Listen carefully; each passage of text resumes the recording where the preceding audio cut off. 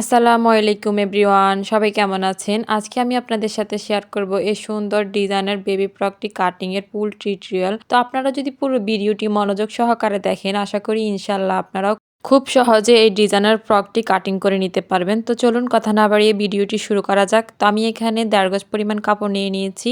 এক কালারের কাপড়টা নিয়ে নিয়েছি। তো দেখেন প্রথমেই আমি কাপড়টিকে এভাবে মেলে নিচ্ছি। তো প্রথমে 2 পার্ট করে নিতে হবে। এই তো দেখেন 2 পার্ট করে নিয়েছি। তো এই তো খোলা পাশটা হচ্ছে অন্যদিকে এবং বন্ধ পাশটা হচ্ছে আমার দিকে। দেন আরও একটা ভাঁজ করেছি, টোটাল 4 ভাঁজ করেছি। তো আমি এখানে প্রথমে লম্বার মাপটা নিচ্ছি, টপ পার্টের লম্বা। তো আমি এখানে নিয়েছি 11 ইঞ্চি পরিমাণ, 10 ইঞ্চি নিচ্ছি মেইন আর 1 ইঞ্চি নিচ্ছি সেলাইয়ের জন্য, অর্থাৎ টোটাল 11 ইঞ্চি নিয়েছি। তো দেখেন আমি স্কেলের সাহায্যে এখানে একটা দাগ দিয়ে নিয়েছি এবং দাগ অনুযায়ী কাটিংটা করে নিচ্ছি। প্রথমে টপ পার্টের অংশটা কাটিং করে নিতে হবে। তো এই তো দেখেন কাটিং করা কমপ্লিট। এরপর আমি কাঁধের মাপ নেব। এখানে কাঁধ নিয়েছি আমি 5 ইঞ্চি পরিমাণ এবং আর্মহোল নিয়েছি 5.5 ইঞ্চি পরিমাণ।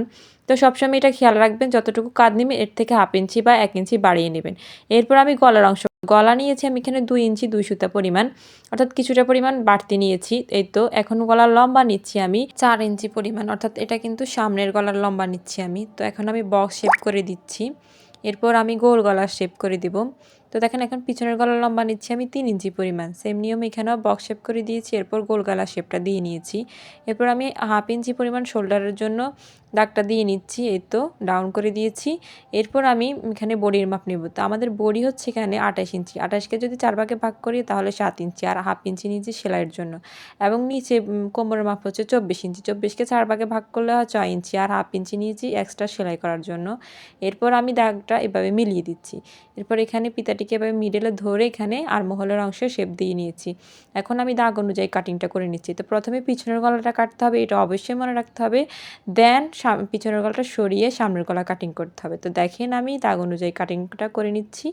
এই তো এখান থেকে আমি এখন 1/2 ইঞ্চি পরিমাণ উপর থেকে এভাবে দিয়ে হালকা রাউন্ড করে নিয়েছি। তারপর আমি কাটিংটা করে নিচ্ছি। এটা করলে হয় কি আর কোনা ঝুলে থাকে না আর কি জামার। তো আমি এখন পিছনের অংশটা সরিয়ে এরপর আমি সামনের গলাটা কাটিং করে নিয়েছি। তো দেখেন আমার উপরে টপ পার্টের অংশটা কাটিং করা ফুল কমপ্লিট।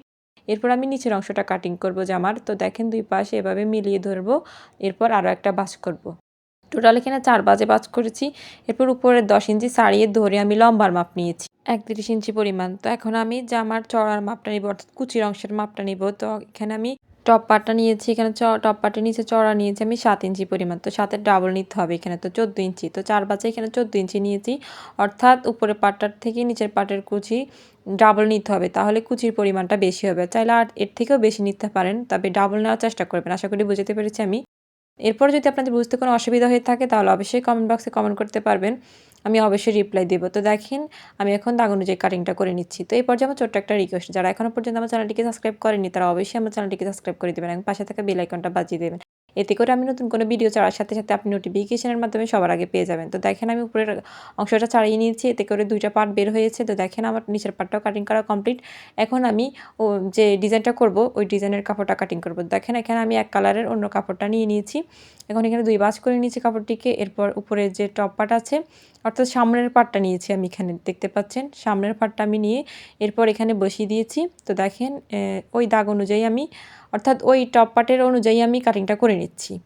তো দেখতে থাকুন, আশা করি বুঝতে পারবেন। খুবই সহজ, একটু ভালো করে মনোযোগ সহকারে দেখলে আশা করি আপনারা খুব ইজিলি কাটিংটা করে নিতে পারবেন। এরপর আমি নিচ থেকে এভাবে 1 ইঞ্চিতে মার্ক করে নেব। এই তো দেখেন এরপর এখান থেকে স্ট্রেট একটা দাগ দিয়ে নিয়েছি। এরপর আমি দাগ অনুযায়ী কাটিংটা করে নিচ্ছি। তো এতে দেখেন আমার কাটিং করা কমপ্লিট। এরপর আমি উপরের কাপড়টিকে, টপ পার্টের কাপড়টিকে এভাবে মেলে নিয়েছি। এখন কাঁধ থেকে এভাবে 1.5 ইঞ্চিতে এভাবে একটা মার্ক করেছি। এরপর নিচ থেকে ধরে 6 ইঞ্চিতে এভাবে একটা মার্ক করেছি। এরপর 2টা দাগ একটু রাউন্ড শেপ করে তারপর মিলিয়ে দিতে হবে। তো দেখেন এই তো কীভাবে রাউন্ড শেপটা দিতে হবে একটু সুন্দরভাবে দিয়ে। এরপর দাগ অনুযায়ী কাটিংটা করে নেব। তো এটা খুবই সহজ, আমি বারবার বলছি, একটু দেখলে বুঝতে পারবেন। এই তো উপরের ডিজাইনটা কেমন হবে একটু আমি দেখিয়ে দিচ্ছি। এই তো এভাবে দিয়ে তারপর সেলাই করে নিতে হবে। তো এরপর আমি হাতার অংশ কাটিং করব। তো এখানে 2 ভাঁজ করা আছে কাপড়টি। এরপর আরও একটা ভাঁজ করে টোটাল 4 ভাঁজ করে নিব। তো বন্ধ সাইডটি আমার দিকে থাকবে এবং খোলা সাইডটি অপর দিকে থাকবে। এরপর আমি লম্বার মাপ নিয়েছি 12 ইঞ্চি পরিমাণ, আর এখানে 7 ইঞ্চি নিয়েছি। এখানে আর্মহোল ছিল 5.5 ইঞ্চি, তার থেকে 1.5 ইঞ্চি বাড়িয়ে নিয়েছি, অর্থাৎ 7 ইঞ্চি নিয়েছি। এরপর এখান থেকে 2.5 ইঞ্চিতে এভাবে মার্ক করে নিয়েছি, এখানে হালকা রাউন্ড করে দিয়েছি। এরপর মোহরি নিয়েছি 3.5 ইঞ্চি পরিমাণ, আর 1 ইঞ্চি নিয়েছি সেলাইয়ের জন্য, অর্থাৎ 4.5 ইঞ্চি নিয়েছি। এরপর এভাবে উপর থেকে ধরে দাগটাকে এভাবে মিলিয়ে দিয়েছি এবং দাগ অনুযায়ী আমি এখন কাটিংটা করে নিচ্ছি। তো এই তো আমার কাটিং করা প্রায় কমপ্লিট। এরপর আমি মাঝখান থেকে এখানে একটা কাট বসিয়ে দিয়েছি সেলাই করার সুবিধার জন্য।